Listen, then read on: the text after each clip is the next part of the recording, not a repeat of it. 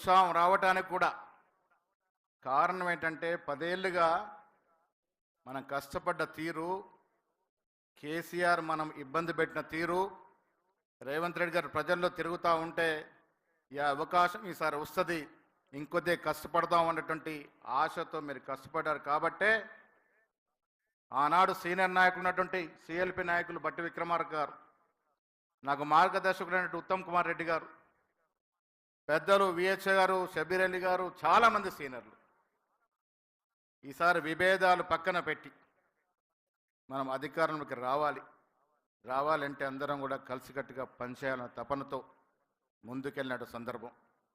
కొన్ని కష్టాలు వచ్చాయి. నా నానాడు వర్కింగ్ ప్రెసిడెంట్ అయిన తర్వాత ఆనాడు ప్రధాన కార్యదర్శిగా ఉన్నటువంటి మా మిత్రులు మాణిక్ ఠాగూర్ గారు, రేవంత్ రెడ్డి గారు, బోసరాజు గారు ఆర్గనైజేషన్ ఇన్ఛార్జిగా బాధ్యతలు ఇచ్చినారు. కాబట్టే ఇవాళ మీకు నేను దగ్గర కాగలిగినారు.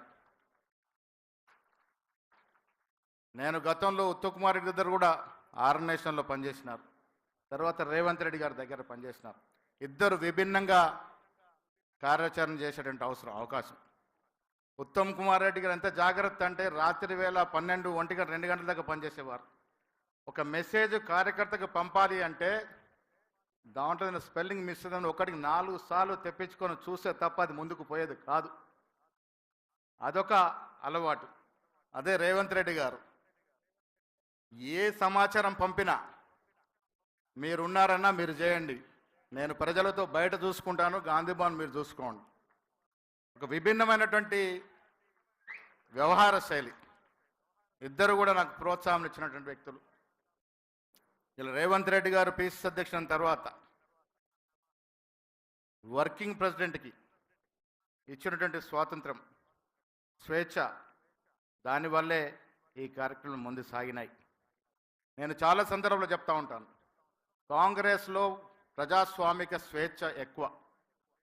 విమర్శించుకుంటాం, బాహాటంగా మాట్లాడుకుంటాం. మీరు చూశారు ఎన్నికల ముందు కూడా రేవంత్ రెడ్డి గారు పిసిసి అధ్యక్షుడైన తర్వాత చాలా సందర్భాల్లో నీకున్నట్టు సీనియర్ నాయకులు చాలామంది ఇంట్లోకి నేను మాట్లాడాల్సిన పరిస్థితి, సంధానించాల్సిన పరిస్థితి ఆనాడున్న పరిస్థితిలో. కానీ సమయం వస్తే ఒకటవుతారని చెప్పాను.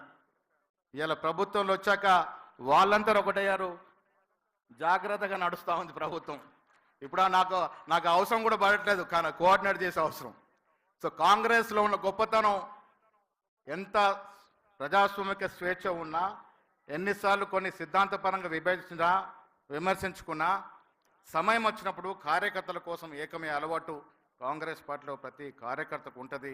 ఆ అలవాటు వల్లే ఎన్నికలకు ముందు ఇక్కడ కూర్చున్న పెద్ద నాయకులంతా ఏకతాటిగా ఆనాడు పిసిసి అధ్యక్షుడు రేవంత్ రెడ్డి గారు, బట్టి గారు సిఎల్పి నాయకులుగా, సీనియర్ నాయకులుగా ఉత్తమ్ కుమార్ రెడ్డి గారు, విహెచ్ గారు, దామన్న గారు అందరూ కూడా కలిసికట్టుగా ముందుకు పోయినాం. కాబట్టే ప్రజలు మనం నమ్మినారు. ఎస్, కాంగ్రెస్ ఐక్యంగా ఉంటే వీళ్ళకి దీటైన పార్టీ రాష్ట్రంలో లేదు అని నమ్మినారు. కాబట్టే మనకు అధికారం కట్టబెట్టినారనే మాట మనం చేస్తా ఉన్నాను. అధికారం వచ్చిన తర్వాత మనం చాలా విషయాల్లో ఇక కార్యక్రమాలు తీసుకోవాల్సిన అవసరం ఉన్నది. నేను ఇందాక చెప్పినట్టుగా గాంధీ భవన్ కార్యకర్తల నిలయం, 40 ఏళ్ళ అనుబంధం గాంధీ భవన్తో. నాకు నా పాద స్పర్శ తాకని ఒక సెంటీమీటర్ కూడా ఉండదు గాంధీ భవన్లో. అంతటి అనుబంధం నాకు. ప్రతి గోడ, ప్రతి కిటికీ, ప్రతి బల్ల, గేటు నుంచి, ప్రహరీ గోడ నుంచి మొదలు కొడితే ప్రెసిడెంట్ అధ్యక్షుడి రూమ్ వరకు నేను తాకని స్థలం అంటే ఈ గాంధీ భవన్లో లేదు. అంతటి అనుబంధం నాకు. కార్యకర్తగా 83లో ఆనాడు డి శ్రీనివాస్ గారు నిజామాబాద్లో ఎమ్మెల్యేగా పోటీ చేసిన తర్వాత, నేను కాలేజీలో ఉపాధ్యక్షుడు ఎన్నికైన తర్వాత నన్ను పిలిచి ఎన్ఎస్యు జిల్లా అధ్యక్షుడు తీసుకోమంటే, నేను ఆ రోజు కరాటే మాస్టర్గా ఉన్నాను. క్లాసులు చెడిపోతాయి, రాజకీయాల్లో ఫుల్ టైం ఇవ్వలేను అని అంటే కూడా బలవంతంగా నాకు ఆనాడు ఆ పదవి కట్టబెట్టి నన్ను జిల్లా అధ్యక్షుడిగా చేసినారు 85లో. ముఖ్యమంత్రిగా సంబోధిస్తూ మహేష్ కుమార్ గౌడ్ చాలా సౌమ్యుడు అన్నారు.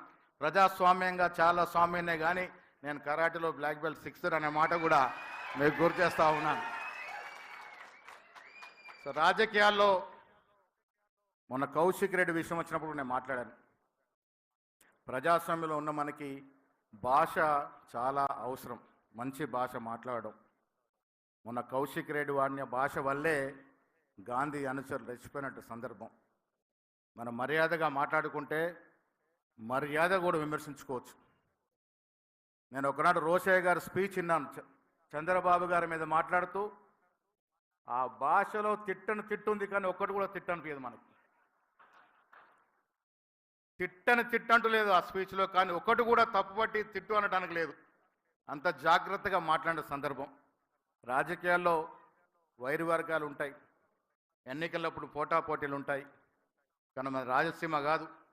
ఎన్నికలైన తర్వాత సౌహృద వాతావరణంలో మాట్లాడుకునే పరిస్థితి తెలంగాణలో, ఈ తెలంగాణ గడ్డలో, ఈ రక్తంలో ఉంది.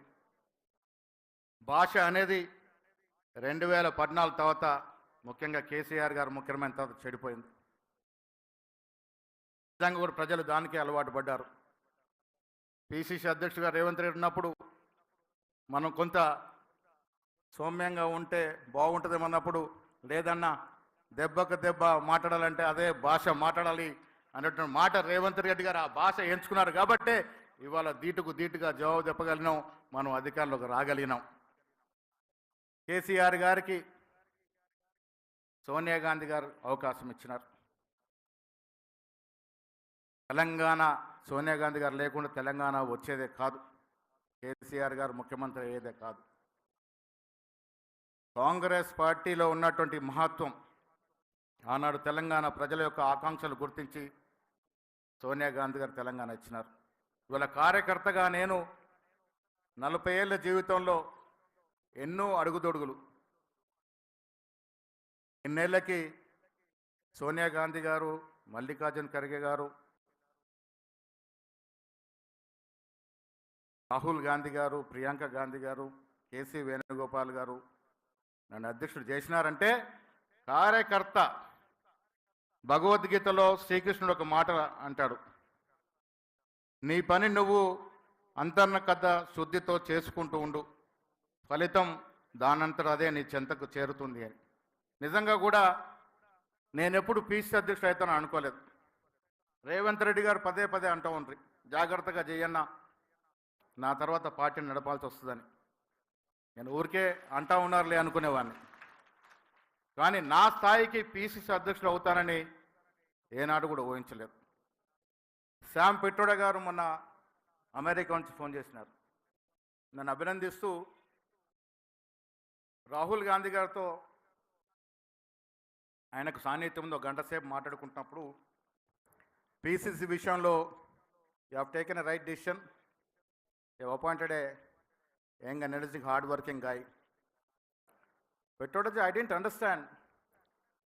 When whole of Congress party in Telangana suggested that name, I was wondering, who is this man? And finally, when I called him and met him, I have seen him. Oh, he is the man who's been working at all levels. And but oka మాట అన్నాడట, he is having a long, big profile. NSU జిల్లా అధ్యక్షుడు 85లో working president. ఇప్పుడు 40 ఏళ్ళ సుదీర్ఘ రాజకీయ చరిత్రన్నప్పుడు, where was he for all this years? He was not in the main frame. అసలు ఇన్ని సంవత్సరాలు ఎక్కడున్నాడు, మెయిన్ ఫ్రేమ్లో ఎందుకు లేడు అని. అదొక చరిత్ర. నేను ఎందుకు మెయిన్ ఫ్రేమ్ రాలేకపోయాను, ఎందుకు నా రాజకీయం తప్పుదారి పట్టించబడింది అన్నది ఒక పెద్ద చరిత్ర. కానీ కాంగ్రెస్ పార్టీలో గొప్పతనం, శ్రీకృష్ణ మాతుడు భగవద్గీతలో చెప్పినట్టుగా మనం చేసుకుంటూ పోతే ఏదో ఒక రోజు తలుపు మనం తడుతుంది. చేసే పనిలో కూడా చిత్తశుద్ధి ఉండాలి, చేసే పనిలో క్వాలిటీ ఉండాలి, చేసే పని ఓపికతో చేయాలి.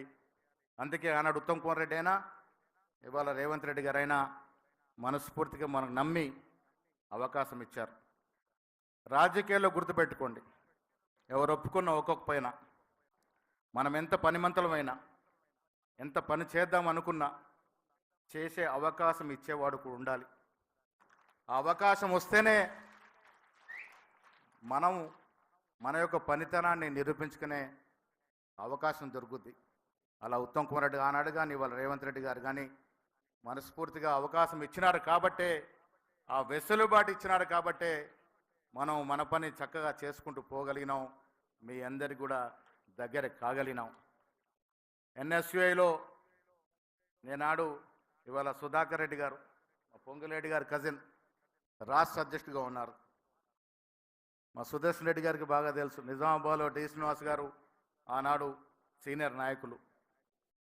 ఎన్ఎస్యు అధ్యక్షుడు అయిన తర్వాత రాష్ట్ర అధ్యక్షుడి విషయంలో కూడా తర్జన భర్జన తర్వాత ఆనాడు రాజీవ్ గాంధీ గారు 1990లో నన్ను పిలిచి ఆనాడు డిపి రాయ్ గారు మా తాయర్ గారికి బాగా తెలుసు. వెస్ట్ బెంగాల్లో డిపి రాయ్ గారు సెక్రటరీగా ఉన్నారు. ఈయన ఒక పెద్ద ఫ్యామిలీకి వెళ్ళి వచ్చాడు, కష్టపడతాడు, చదువుకున్నాడు అని అంటే రాజీవ్ గాంధీ గారు కూడా ఆ రోజు ఒక 20 నిమిషాలు ఇంటర్వ్యూ చేసి మనీష్ తివారీ గారు, రమేష్ చెంతల గారు వచ్చి చెప్తే అప్పుడు నన్ను ఎన్ఎస్యూ స్టేట్ ప్రెసిడెంట్గా చేయడం జరిగింది. చాలా ఏళ్ళు ఎన్ఎస్యూగా ఉండే అవకాశం వచ్చిన తర్వాత యువజన కాంగ్రెస్లో, పీసీసీలో పార్టీ నాకు చాలా అవకాశాలు ఇచ్చింది, అంతే అనుమానం లేదు. 94లో నా వయసు 27 సంవత్సరాలు. ఎమ్మెల్యేకు పోటీ చేసే అవకాశం పివి నరసింహారావు గారు పిలిచి ఇచ్చినారు. ఆనాడు పార్టీని కాపాడిన 4 ఎంపీల్లో గంగారెడ్డి గారు ఒకరు. ఆయన కొడుకు సీట్ అడిగితే కూడా పక్కన పెట్టి నన్ను పిలిచి విజయభాస్కర్తో మాల్చి 94లో ఒక అసెంబ్లీ సీట్ ఇచ్చినారు. నిజంగా కూడా ఆనాడు నాకు డిచ్పల్లి నియోజకవర్గంలో ఎల్లలు కూడా తెలియదు, బౌండరీలు కూడా తెలియదు. అలాంటి అవకాశం అంత చిన్న వయసులో వచ్చింది. మళ్ళీ 14లో వస్తే ఓసీ పుణ్యం అంటూ పోయింది. 2013లో కిరణ్ కుమార్ రెడ్డి గారు వేర్ హౌసింగ్ కార్పొరేషన్ చైర్మన్గా అవకాశం ఇచ్చినారు. 14 తర్వాత పీసీలో పనిచేసుకుంటూ వచ్చినాం.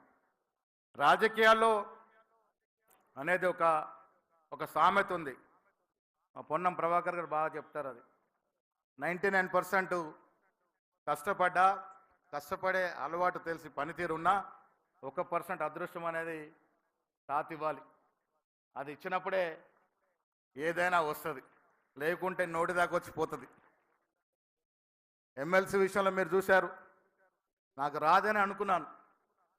మా దుర్గామాత ఇక్కడ కూర్చున్నారు, దీపాదాస్ మున్షి గారు. ఆనాడు రాత్రి రేవంత్ రెడ్డి గారితో మాట్లాడి, రేవంత్ రెడ్డి గారు ముందు నుంచి నాకేం అభ్యంతరం లేదు, 3వ పేరు అక్కడి నుంచి వచ్చింది కాబట్టి మీరు నిర్ణయం తీసుకోండి, మహేష్ విషయంలో నాకెలాంటి ఇది లేదని.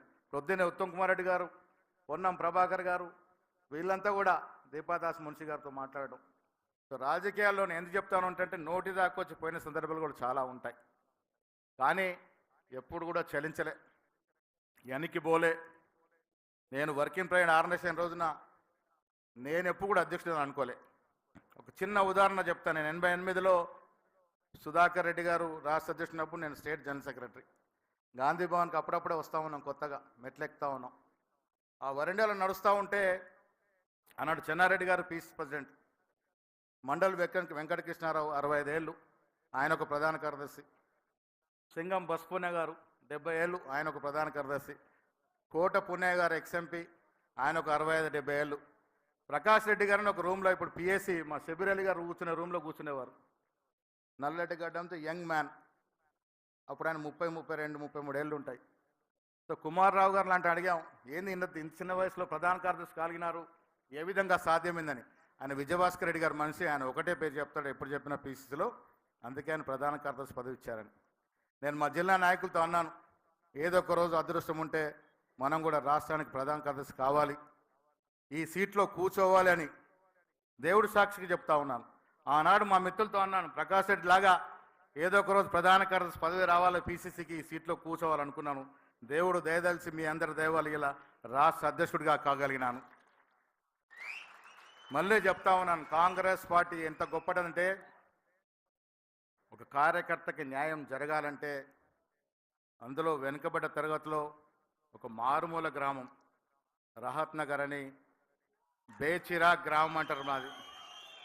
ఆ గ్రామంలో మా ఇంట్లో తప్ప చుట్టుపక్కల 4-5 గ్రామాల్లో ఛాయ్ దొరికేది కాదు. ఆవులు బర్రెలు మా ఇంట్లో ఉండే, అక్కడే ఎవరైనా వస్తే ఛాయ్ దొరికేది. ఇప్పుడు సివి ఆనంద్ కమిషనర్ గారు father mother forest range officer Damodar Reddy గారు, ఫారెస్ట్ వాళ్ళు వచ్చినా పోలీసు వాళ్ళు వచ్చినా ఛాయ్ మాయదు. అటువంటి కుగ్రామంలో పుట్టిన మాకు మా నాన్నగారు స్వర్గీయ గంగాధర్ గౌడ్ గారు చదువు మీద, ఆయనకి చదువు మీద శ్రద్ధతో మాకు నిజామాబాద్లో ఇల్లు కొని కాన్వెంట్ స్కూల్లో వేసి మమ్మల్ని చదివించినారు. చదువు ఉంటే ఎంత దూరమైన పోగలం. నేను ప్రతి సమావేశంలో, ప్రతి భాషలో చదువుకుని చెప్తాను, పిల్లలకు చెప్తాను, కష్టపడి చదువుకుంటే కలర్ఫుల్ 70-80 ఇంచెస్ టీవీ లాంటి జీవితం. చదువుకోకుంటే ఆనాడు మేము చూసాం, మీరు చూడలేదు కావచ్చు, 14 ఇంచుల బ్లాక్ అండ్ వైట్ టీవీ ఉండేది, ఒకటి పోర్టబుల్ టీవీ, చాలా చిన్నదిగా ఉండేది. చదువుకోకుంటే 14 ఇంచెస్ టీవీ లాంటి జీవితం, చదువుకుంటే 80 ఇంచెస్ 90 ఇంచెస్ కలర్ టీవీ లాంటి జీవితం. ఆనాడు మమ్మల్ని నిజామాబాద్ తీసుకొచ్చి చదివించినారు కాబట్టి ఇంత దూరం మేము రాగలిగిన మాట కూడా మీ ద్వారా ఆ మాట ఎందుకు చెప్తానంటే, ఇలా ముఖ్యమంత్రి గారు దూరదృష్టితో చదువు, వైద్యం, క్రీడలు, నిజంగా మిమ్మల్ని నేను అభినందిస్తూ ఉన్నాను. ఈ 3 పట్ల మీకున్నటువంటి ప్రేమ. మన శివసేన రెడ్డి గారు చెప్తా ఉన్నారు, ఎంత బడ్జెట్ అయినా పర్వాలేదు, ఈ రాష్ట్రం నుంచి గొప్ప గొప్ప క్రీడాకారులు రావాలన్నమాట. ఇవాళ ఈ రాష్ట్రంలో ముఖ్యమంత్రి గారు చెప్పినట్టుగా మనం అధికారంలోకి వచ్చాం. మళ్ళీ చెప్తా ఉన్నాను, మీ అందరి ఫలితం వల్ల అధికారంలోకి వచ్చాం. చక్కటి కార్యక్రమాలు ఇస్తూ ఉన్నాం. చాలా విషయాలు ముఖ్యమంత్రి గారు, డిప్యూటీ ముఖ్యమంత్రి చెప్పినారు. కొన్ని విషయాలు నేను చెప్తాను. ఎన్ని చక్కటి కార్యక్రమాలు ఇస్తూ ఉన్నామంటే, కేసీఆర్ గారు సోనియా గాంధీ గారు ఇచ్చిన తెలంగాణని వారి కుటుంబం యొక్క అవసరాలకి వాడుకున్నాడు, దాంట్లో ఏం అనుమానం లేదు. అది నీళ్ల పేరిట జరిగిన దోపిడీ కానీ, భూముల పేరిట జరిగిన దోపిడీ కానీ, ఇతరత్ర పేరిట జరిగిన దోపిడీ అంతా కూడా ధనిక రాష్ట్రంగా పుట్టిన తెలంగాణ సొత్తుని కేసీఆర్ కుటుంబం, కొంతమంది వారి తాబేదారులు దోచుకున్న సందర్భం. అందుకే ప్రజలు విసిగి వేశారన్న సమయంలో మనకు అవకాశం ఇచ్చినారు. ఇవాళ రుణమాఫీ అని వారు 4-5 తరఫాలో 16-17 కోట్లు ఇస్తే, మనం వచ్చిన సందర్భంలో 9 నెలల్లో ముఖ్యమంత్రి గారు వారి క్యాబినెట్ 18,000 కోట్ల పైకి రుణమాఫీ చేయగలిగినాం. ఉచిత కరెంటు కానీ, రైతు బంధు కానీ చెప్పుకుంటే చాలా కార్యక్రమాలు, సంక్షేమ కార్యక్రమాలు ప్రజలకు ఇస్తూ ఉన్నాం. అభివృద్ధి కార్యక్రమాలు జరుగుతూ ఉన్నాయి.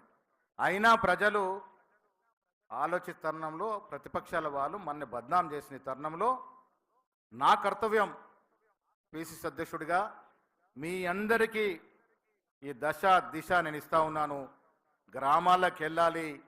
కాంగ్రెస్ ప్రభుత్వం చేపడుతున్నటువంటి ప్రతి సంక్షేమ కార్యక్రమం కానీ, అభివృద్ధి కార్యక్రమం కానీ, ఈ రకంగా గత 10 ఏళ్ళలో దోపిడీ జరిగింది, ఆ దోపిడీ అరికట్టి ఈ రకంగా ఇవాళ మేము మేలు చేస్తూ ఉన్నామని చెప్తే తప్ప ప్రజలకు ఎన్నికే పరిస్థితి లేదు. ప్రతిపక్షంలో కేసీఆర్, కేటీఆర్ ఉన్నది లేనట్టుగా, లేని ఉన్నట్టుగా విమర్శలు చేస్తూ ఉన్నారు. సోషల్ మీడియాని సోషల్ సెన్స్ లేకుండా వాడుతూ ఉన్నారు. అడ్డంగా రాతలు రాయిస్తూ ఉన్నారు. దీన్ని ఎదుర్కోవాల్సింది ఎవరు అన్నప్పుడు కార్యకర్తలే, మీరే. కార్యకర్తల విషయంలో ఇందాక మంచి మాట చెప్పినారు ముఖ్యమంత్రి గారు.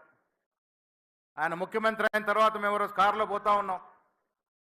ప్రజలు ఎదుర్కొంటా చూస్తూ ఉంటే ఒక మాట అన్నాడు, ముందు పైలట్లు, సైరన్లు, ఎస్కట్తో మనం పోతా ఉన్నామన్నా, కానీ వారు కదా మనం గెలిపించింది, వారికి కదా పదవులు రావాల్సింది అనే ఒక దృక్పథంతో, అందుకే కార్పొరేట్ షేర్ను తక్షణమే మన ప్రభుత్వంలోకి వచ్చిన తక్షణమే కార్పొరేట్ చేయడం వల్ల వేయడం జరిగింది. ఇవాళ సర్పంచ్ కానీ, ఎంపీటీసీ కానీ, జెడ్పీటీసీ కానీ, ఎంపీపీ కానీ, జిల్లా పరిషత్తులు కానీ, ఇవన్నీ కూడా సకాలంలో ఎన్నికలు జరగాలి. కానీ ఇవాళ రాహుల్ గాంధీ గారి నినాదం కుల గణన చేయాలంటే నినాదం. వారి నినాదంతోనే శ్రీధర్ బాబు గారికి స్వాగతం. అందరు మంత్రులున్నా అసలు మంత్రి అయ్యగారు లేకుంటే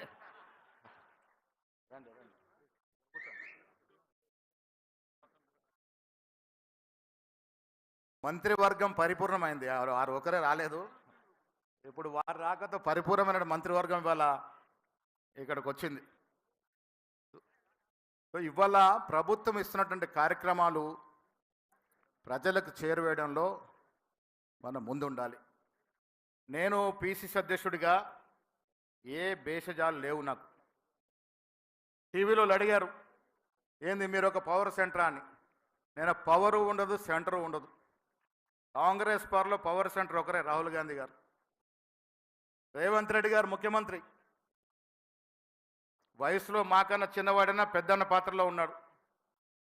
మేమంతా కూడా అన్నదమ్ముల్లాగా ప్రజల ఏత ఆశలు ఆకాంక్షలతో, ఏత నమ్మకంతో మాకు ప్రభుత్వాన్ని ఇచ్చినారో ఇంచెత్తు అపనమ్మకం కానీ దాని వమ్ము కానీ చేయకుండా ముందుకు పోవడమే ధర్మం. దాంట్లో మా పదవులనో వివిధ పొజిషన్లనో ఏది ఉండదు. నేను మీకు చెప్తా ఉన్నాను, పీసీ అధ్యక్షుడైనా మీలాంటి కార్యకర్తగానే మిగిలిపోతాను. నిరంతరం మీ సేవలో ఉంటాను. పిసిసి అధ్యక్ష పదవి అనే ఆషామాషి కాదు. ఈ గౌరవం దక్కడం అనేది నా జీవితం ధన్యమైంది. కార్యకర్తగానే ఉంటాను, మీ లోపనే ఉంటాను, మీతోనే ఉంటాను. ప్రభుత్వం చక్కగా నడుస్తూ ఉంది, మంచి కార్యక్రమాలు ఇస్తూ ఉన్నారు. వాటిని ప్రజలకు తీసుకెళ్లడంలో ప్రభుత్వానికి మీకు మధ్యగా వారధిగా ఉంటాను. మీరు ఇచ్చే సలహాలు, సూచనలు, మీ సమాలోచనలు, మీ మదిలో ఉన్న ప్రతి విషయం నాకు వచ్చి చెప్పొచ్చు. గాంధీ భవన్లో హైదరాబాద్లో ఉంటే డెఫినెట్గా 6-7 గంటలు ఉంటాను. నాకు 20 ఏళ్ళుగా అలవాటు. ప్రధాన కార్యదర్శిగా నేను పొన్నాల లక్ష్మి గారి టైంలో ఉన్నప్పుడు కూడా నాకు అంత పెద్ద బాధ్యత లేకున్నా రోజు పొద్దున 11 o'clock గాంధీ భవన్ వచ్చి 2 ఇరానీ ఛాయలు తాగితేనే గాంధీ భవన్ తృప్తి. అలాంటి అలవాటు నాకుంది. సో అందుకే చెప్తా ఉన్నాను, గాంధీ భవన్ మన దేవాలయం. మీరందరూ కూడా దాంట్లో దేవులతో సమానం. మనమందరం కూడా కలిసికట్టుగా ముందుకు పోవాలి. ముఖ్యమంత్రి గారు ప్రభుత్వం నడపాలి. వారికి ఉండే సమయం ప్రభుత్వం నడపడానికి సరిపోదు. మనం వారిచ్చే కార్యక్రమాలు కానీ, ప్రభుత్వ పరంగా తీసుకునే కార్యక్రమాలు కానీ ప్రజల వద్దకు తీసుకెళ్ళడం మన వంతు కర్తవ్యం. ముందుకు తీసుకెళ్లాల్సిన అవసరం ఉన్నదనే మాట కూడా ఈ సందర్భంగా నేను మనవి చేస్తా ఉన్నాను. 2-3 విషయాలు ముఖ్యమంత్రి గారి నోటీస్ తీసుకురావాలి. తెలంగాణ అనేది state of rocks and lakes. ముఖ్యమంత్రి గారికి ఆ ఆలోచన ఎవరిచ్చారో తెలియదు, కానీ హైడ్రా అనేది ఒక చరిత్రాత్మక నిర్ణయం. నేను భోపాల్ వెళ్తూ ఉంటాను. మా ఆవిడతో కూడా 2-3 సార్లు అక్కడ మిత్రులు ఉంటే రాజ్ కుమార్ పటేల్ అని అక్కడ మినిస్టర్గా చేసినారు. 6 నెలల క్రితం కూడా వాళ్ళ ఇంటో పెళ్ళింటూ పోయాం. వాళ్ళు చాలా గొప్పగా చెప్తారు, Bhopal is the city of lakes అని. Actually Hyderabad is the city of rocks and lakes. ఇంత గొప్ప రాక్స్ ఉన్న నగరము, ఇంత సంఖ్యలో ఉన్న చెరువులు, కుంట్ల నగరం ఇంకెక్కడ లేదు. దురదృష్టవశాత్తు కూర్చుకుంటూ పోయినాయి, అవి అంతరించుకుంటూ పోయినాయి. మోకిలలో నీళ్ళు వస్తున్నాయి, నర్సింగలో నీళ్ళు వస్తున్నాయి. ఎందుకు వస్తున్నాయి? చెరువులు కబలించబడ్డాయి కాబట్టి నీళ్ళు వస్తూ ఉన్నాయి. నేను మళ్ళీ చెప్తున్నా, ఏ మదం మీకు ఆలోచన ఇచ్చాడో కానీ అది మీ ఆలోచన కానీ ఇది మన కోసం కాదు, నిజంగా కూడా వచ్చే తరాలకి, మన పిల్లలకి ఉపయోగపడే కార్యక్రమం. ఈ 10 ఏళ్ళు, అంతకుముందు కూడా మన ప్రభుత్వంలో కొన్ని తప్పిదాలు జరిగి ఉండొచ్చు, కానీ ఈ 10 ఏళ్ళు మాత్రం యథేచ్ఛగా ఎమ్మెల్యేలు, ఎమ్మెల్సీలు, ఎంపీలు, మంత్రులు చెరువులు, కుంటలు యథేచ్ఛగా కబలించేశారు. ఇలా బాధేస్తుంది, వాళ్ళకి అందరికన్నా ఎక్కువ బాధేస్తూ ఉంది. యథాస్థితికి చెరువులు తీసుకొస్తే వాళ్ళు భయపెట్టి పెట్టుబడులు రావని. అరే బాబు, యథాస్థితికి చెరువులు, కుంటలు తీసుకొచ్చి రాక్స్ వేరు కనబడితే ప్రపంచంలోనే మేటి నగరంగా మారేటువంటి అవకాశం హైదరాబాద్కు ఉంది. ఆ దశగా మీరు ప్రయత్నం చేస్తూ ఉన్నారు. ముందుకు పోవాల్సిందిగా నేను విజ్ఞప్తి చేస్తూ ఉన్నాను. ఏ ఆటంకాలు వచ్చినా హైడ్రాని ఆపకూడదు. మీరు హైడ్రా హైదరాబాద్కే పరిమితం కాకూడదు. మిమ్మల్ని మార్గదర్శకంగా చూసుకొని సుదర్శన్ రెడ్డి గారు, మేము నిజామాబాద్లో ఒక 8-9 చోట్ల ప్రాపర్టీలు గవర్నమెంట్ పరం చేశాం. కొన్ని చోట్ల బాధ ఏంటంటే బీదవాళ్ళు తెలియక కొన్న వాళ్ళు ఉన్నారు. వారిని రిహాబిలిట్ చేయాల్సిన అవసరం కూడా, బాధ్యత కూడా మన మీద ఉందనే మాట ముఖ్యమంత్రి గారు చెప్తా ఉన్నాను. దళారులు, బడా వ్యాపారస్తులు యథేచ్ఛగా అమ్ముకున్నారు. కానీ కొన్ని తెలియక కొన్న బీదస్తులకు ఇలా నష్టం జరుగుతూ ఉంది. బీదల ప్రభుత్వం మంది కాబట్టి వారిని రిహాబిలిట్ చేస్తే హైడ్రా 100% సక్సెస్ఫుల్ ప్రాజెక్ట్ అనే మాట కూడా మీ దృష్టికి తెస్తూ ఉన్నాను. అదేవిధంగా మీరు పీసీ అధ్యక్షుడు ఉన్నప్పుడు, అంతకుముందు ఉత్తమ్ కుమార్ రెడ్డి ఉన్నప్పుడు బోయినపల్లిలో ఉన్నటువంటి మనకి 10 ఎకరాల స్థలం ఇలా మనకు రావడంలో ముఖ్యమంత్రి గారి కృషి ఎంతో ఉంది. మన శామ్ పెట్రోడా గారు కూడా అదే మాట మాట్లాడారు, రాహుల్ గాంధీ గారు అదే మాట్లాడినారట. దాన్ని రాజీవ్ గాంధీ ఐడియాలజీ సెంటర్ చేయడానికి మీరు ముఖ్యమంత్రిగా, నేను పీసీ అధ్యక్షుడిగా మన హయాంలో అది గొప్ప స్ట్రక్చర్గా నిలబడాలని నా కోరిక అనే మాట కూడా నేను సొంతంగా మనవి చేస్తూ ఉన్నాను. రీజనల్ పార్టీస్ వల్ల యథేచ్ఛగా నగరాల్లో, జిల్లాల్లో ఆఫీసులు కట్టుకున్నారు. ఈ దేశ చరిత్రలో కమ్యూనిస్ట్ పార్టీలకు ఉన్నటువంటి ఆస్తులు ఏ ఇతర పార్టీలకు లేవు. కమ్యూనిస్టు పార్టీలకు ఉన్నటువంటి ఆస్తులు జాగ్రత్తగా, నిస్వార్థంగా వాళ్ళు పార్టీల కోసం కూడబెట్టిన ఆస్తులు. ఇలా ప్రతి జిల్లా హెడ్ క్వార్టర్లో ముఖ్యమంత్రి గారు ప్రతి జిల్లా హెడ్ క్వార్టర్లో మన కాంగ్రెస్ ఆఫీస్ ఉండాలి. దయచేసి మీరు కలెక్టర్కి ఇన్ఫార్మ్ చేయండి. ఏదైతే గతంలో విచ్చలవిడిగా టీఆర్ఎస్ దోచుకుందో ఆ మార్గాన మనకు అవసరం లేదు. మార్కెట్ రేటుకు ఏదైతే పార్టీలకు రాజకీయ పార్టీలకు ఏదైతే రేటుతో ఇస్తారో ఆ రేట్ ప్రకారం మనకు కూడా ఇస్తే ప్రతి జిల్లాలో మన హయాంలో జిల్లా కాంగ్రెస్ కమిటీ కార్యాలయం రావాలన్నదే నా ఆకాంక్ష. ఆ ఆకాంక్ష ఆ కోరిక నెరవేర్చే విధంగా మీరు సహకారం చేయాల్సిందిగా